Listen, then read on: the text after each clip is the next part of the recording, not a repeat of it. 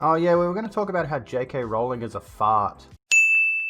I was going to touch on that. Do you guys want to talk about J.K. Rowling? She's always fun. Always a fun topic. I don't know if you guys heard, but J.K. Rowling put out a new book. It's just been released. And this is going to come back to the whole art critique thing, but I think the problem stretches beyond just critiquing art at this point. Because if you guys are not aware, J.K. Rowling has been coming back into the news every 4 to 6 months with some new transphobia garbage that she just will not let go. We lovely trans live rent-free in JK's head. Joanne needs to seek some therapy because she's taking it out on the trans community. There's a lot of lovely theories about why that is. One such theory suggests that she's so angry at trans people because she caught her husband watching trans porn. And though she's angry... And Robbie Coltrane too. Yeah, well, let's get back to the start of this story. Okay, so a while back, a woman... What was the situation with Maya Forstater? Hang on. So Maya Forstater, let's have a look at this. Was the first instance, I think. Maya Forstater was a researcher who lost her job at a think tank after tweeting that transgender women cannot change their biological sex and lost a test case because her opinions were deemed to be too absolutist. J.K. Rowling tweeted in support of her, I think, and that's what sort of kicked this whole thing off a while back.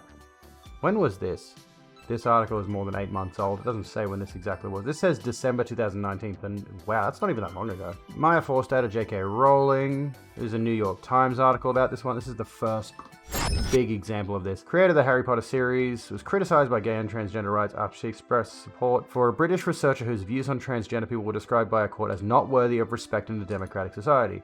The researcher lost her job at a think tank, alleging discrimination based on what she called her gender-critical views. That's a lovely fucking term there. Which she expressed often on Twitter. Among them is the belief, which Ms. Forstater tweeted, that it is impossible to change sex. And this is the thing, right, that they continue to harp on. This is the reason this is so transphobic, is that they do not let this changing sex thing go when the conversation is around gender identity. And they continually just harp on the you can't change your biological sex, and absolutism is the world of 70-year-old scientists who never think their views will be outdated. Fun fact, all our ideas will be outdated, and absolutism is change. Exactly, only a Sith deals in absolutes, which itself is an absolute, but you know, whatever. Funny how she doesn't focus on FTM trans folks. Yeah, I noticed that. That's something I wanted to talk about. J.K. Rowling and all of these other people specifically target male to female trans people. They really they don't acknowledge female to male trans people, and they specifically target male to female trans people. Gender is a construct anyway, it is. Let's talk about Glinner. Yeah, Glinner Graham Linehan. Who did, what did he do? He wrote for fucking that show. What's that? I know the show, I know the name of it. Father Ted. I haven't watched it. I know it's an old sitcom. But let's stick to one topic. So anyway, yeah, there's the Maya Forstater thing, which we all know about. And then what came up after that? There was the incident with the whole people who menstruate tweet. I did a video on this, which you can't watch anymore. Do I still have that bookmarked? I think I do. Father Ted is great. Well, apparently one of the writers of it turned out to be a massive dickhead. And he got kicked off Twitter, I believe. I think he got kicked off Twitter and he went to a different website, which is basically alt-right Twitter. I forget what it's called. But anyway, it turns out he's a turd. Oh yeah, here we go. J.K. Rowling responds to an article discussing menstruation products, taking issue with the phrase people who menstruate. See, in this case, this is an FTM thing. Because female to male transgender people do menstruate. Trans men do have that problem. The author has published a lengthy blog post. I looked at this thing. It's like, where is it? I think this is it. Basically one giant TERF manifesto. Okay, I want to do something here. I just need to know. 3,670 words she wrote on this fucking shit because she couldn't let the whole transphobic thing go.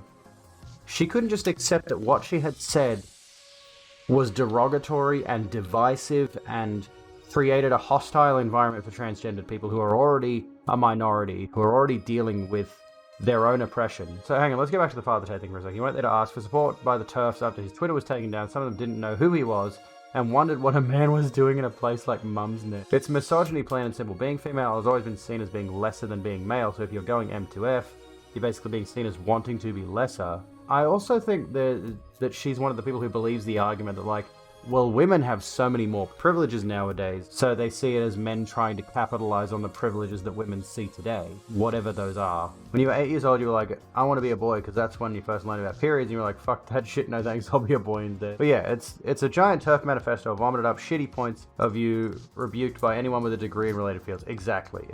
And wanting to be less, it just doesn't seem right, even though we know females aren't lesser at all. They assume that trans females are doing it to prey on... Yeah, this is the thing that really gets me, is she and other people in her space treat it like all... This is the problem. This is somebody who has 14.3 million followers on Twitter alone, and J.K. Rowling is a household name. People know who J.K. Rowling is. So when she says something, it's reaching a lot of ears and eyeballs. When she tweets something, a lot of people are seeing it. When she says something, when J.K. Rowling says something, this is the problem with having a platform, with people having a big platform, is she has got such a huge platform that inevitably there are going to be people who just stand with her no matter what she says, and they will be influenced by the things she says. At what point is she going to be rich and well known enough to think, okay, it no longer needs to be about me? Exactly. Like, she literally could have just written Harry Potter, capitalized on her millions, and fucked off to her mansion to just, not spread her bigotry to the world. But she couldn't do that. She had to keep talking about this.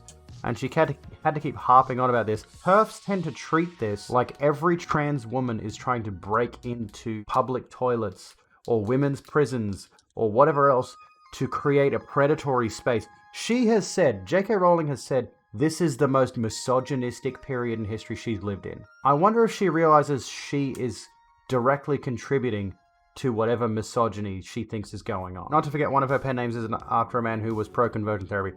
I do have a bit of a problem with this. I do have a tiny problem with this. Because J.K. Rowling's pen name for these books is Robert Galbraith. Robert Galbraith Heath is the father of conversion therapy. He is the one who popularized using electricity to shock the gay out of us. Why in the absolute fuck did she pick his name? Now, she has said she researches... I can't believe I'm going to defend her on this. She has said she researches every name she uses and all that sort of stuff. But somebody said they did an extensive write-up on this guy, and prior to them doing their research, everywhere referenced him as Bob Heath. So he wasn't known as Robert Galbraith, this guy. He was Bob Heath. So by and large, without even... It's possible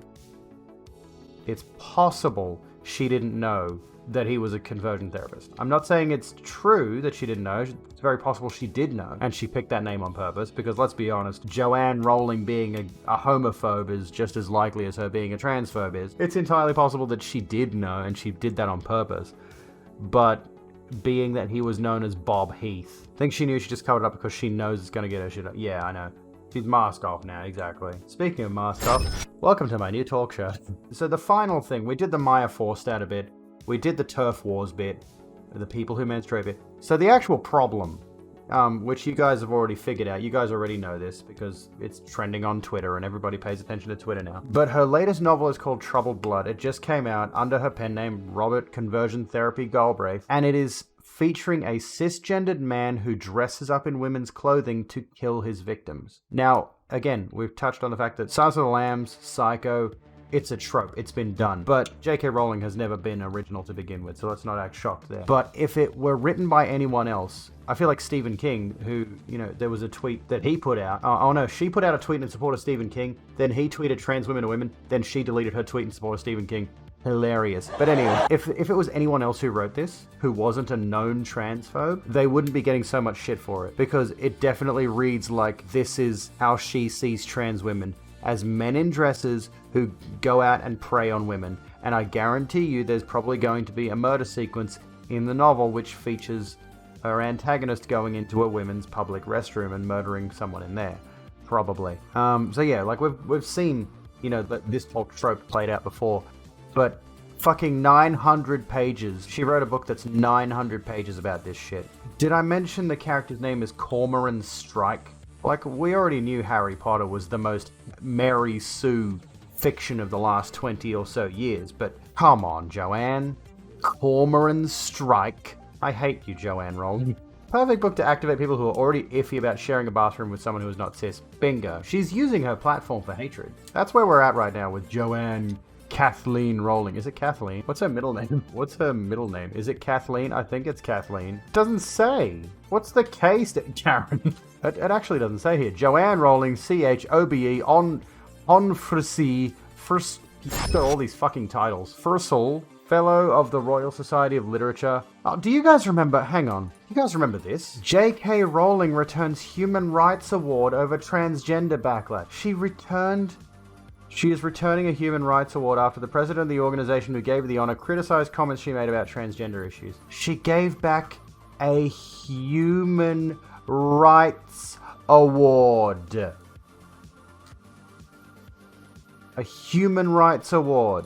Ms. Rowling's decision comes after Kerry Kennedy, the president of the Robert F. Kennedy Human Rights and late senator's daughter, published a statement expressing her profound disappointment with the author's comments.